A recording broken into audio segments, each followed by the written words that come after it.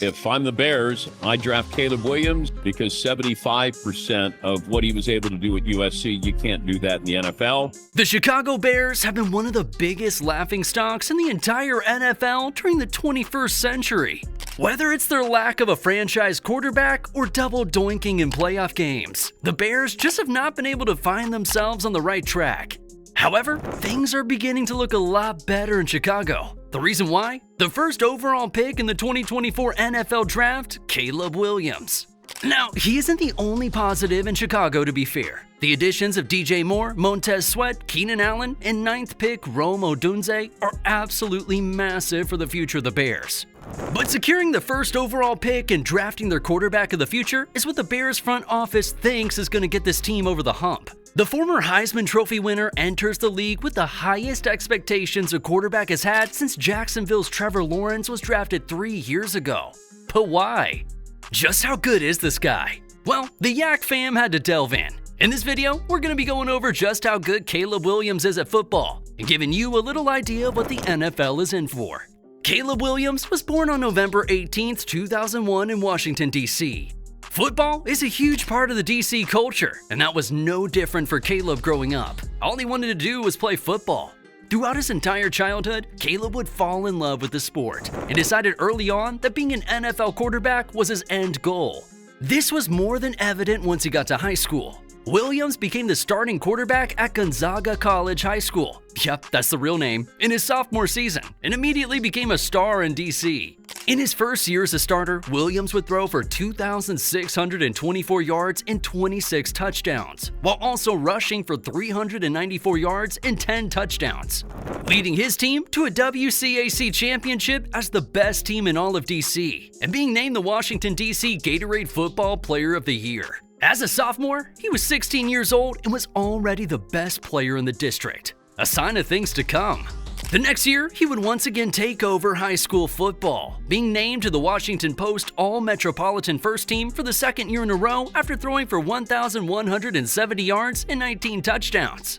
Now, I know what you're thinking. Those numbers don't seem first-team worthy. Well, listen to these rushing stats. In his junior year, Caleb Williams rushed for 838 yards and 18 touchdowns. That's absolutely unreal. I bet you guys had no clue that Caleb had wheels like that. He's known mostly for his playmaking and his otherworldly arm, but Caleb Williams can run with the best of them.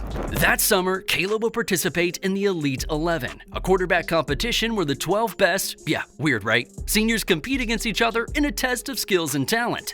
Caleb would finish as the Elite 11 Finals MVP, showing that he wasn't only the best quarterback in DC, but that he was one of the best high school quarterbacks in the entire country. Unfortunately for Caleb, this would be the last time he would play high school football due to COVID-19 canceling his senior season. However, despite not having a senior season, Caleb was the #1 quarterback recruit in his entire class. And during the height of the pandemic, Caleb got a lot of scholarship offers. He received offers from schools like North Carolina and Clemson, but he ultimately chose to commit to the University of Oklahoma. This was sort of a sticky situation because Caleb would be committing to a school whose starting quarterback was the top quarterback in his class just 2 years prior and was a Heisman favorite going into Caleb's freshman season in Spencer Rattler. Rattler was one of the most hyped up quarterbacks of the 2010s, and it seemed like Caleb had locked himself behind a surefire star. However, that wouldn't be the case. Williams would start the season as the QB2 behind Rattler, and lucky for him, Rattler would struggle early on. In just Oklahoma's 6th game, the Sooners would find themselves up against their #1 rivals, the Texas Longhorns. After going down 28-7, head coach Lincoln Riley would make the big decision of benching Rattler, giving Caleb a chance to shine while down big. And let's just say, he shined.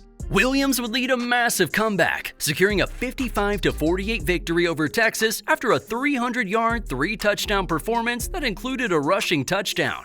Williams had replaced a preseason Heisman favorite down 18 and played better than Rattler ever could have. He had officially arrived.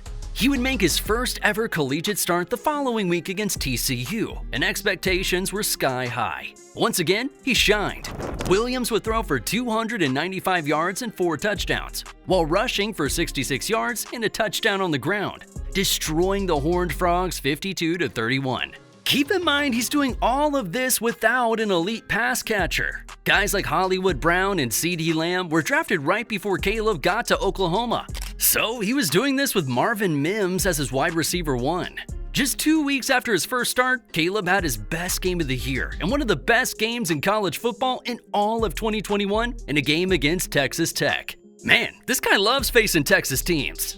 In this game, Caleb would throw for 402 yards and 6 touchdowns in a huge 52-21 beatdown. The guy was putting up 50 a week as a freshman. That's insane.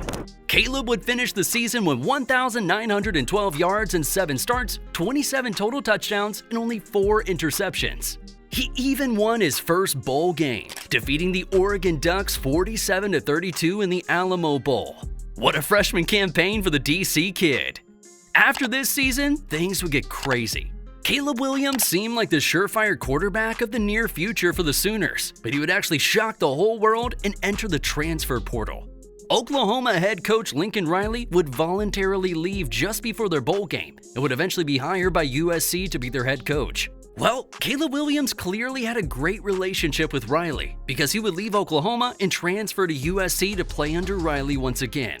Another thing that was very clear was that talent wanted to play with Caleb Williams. That was very evident when star Pitt receiver Jordan Addison would transfer to USC just 3 months after Caleb announced his transfer. The two would team up as Trojans, and going into the season, hype and expectations were never higher. This season truly would be the breakout of Caleb Williams. In 14 games where he would lead his Trojans to an 11-3 record, Williams would throw for 4,537 yards and a whopping 42 touchdowns, alongside 382 yards and 10 touchdowns on the ground.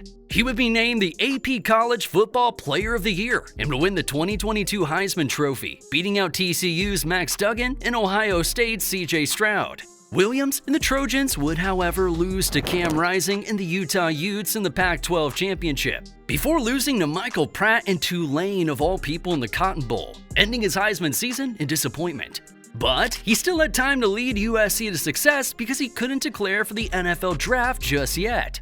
Williams 100% would have been the first overall pick in 2023 over Bryce Young. But he hadn't played 3 years of college ball yet, so he officially had one more run with Lincoln Riley and the USC Trojans. Unfortunately, Addison did declare for the 2023 draft, so Williams was without his favorite target. But he's so talented that most people expected him to win a second straight Heisman Trophy. But unfortunately, that wouldn't happen. Caleb's 2023 was slightly disappointing. Even though he threw for 3,333 yards, 30 touchdowns, and only 5 interceptions, and rushed for a career-high 11 touchdowns, he would fail to find any team success. USC would go 7-5, and the season as a whole was simply a mess. Caleb had started to receive a ton of backlash from the typical football fan who would claim that he was soft, mostly due to him painting his nails, funny enough. But the soft claims wouldn't be silenced after a rough loss to Michael Penix and the Washington Huskies in November, where he would cry in his mom's arms after the game. He's very passionate about the game, and he knows that he could have been performing better. And on top of that, his team was losing games, so he just lost it. But people have been giving him nothing but backlash since. It doesn't help that USC would lose their next 2 games after that, and Caleb will be shut down for the rest of the season and the rest of his college career. Caleb Williams had an awesome college career that started with an improbable story, but it definitely didn't end the way he wanted it to. USC didn't even make the playoffs in 2023 with him at the helm. I'm sure the USC fans were bummed about that as they expected more of him and Lincoln Riley. Still, he was selected first overall in the 2024 NFL Draft by the Chicago Bears. And he, alongside Bears fans everywhere, are looking to put the end of his college career behind him and lead the Bears to a level of success that they haven't seen in decades. He has the talent to do so, but the question is if he can put his emotions to the side and focus solely on football. So far, he's been looking great in training camp and throwing dimes to an all-star cast. In fact, he was a big reason that DJ Moore signed an extension with the Bears. According to DJ, he said, "Yes, that's part of the reason. Caleb is excellent. He's going to be a superstar." Does he have what it takes to turn the entire Bears franchise around? That remains to be seen, but I'm sure the Bears are hoping and praying they made the right pick. Thanks for watching and being a big part of the Yak fam, and we appreciate all your support.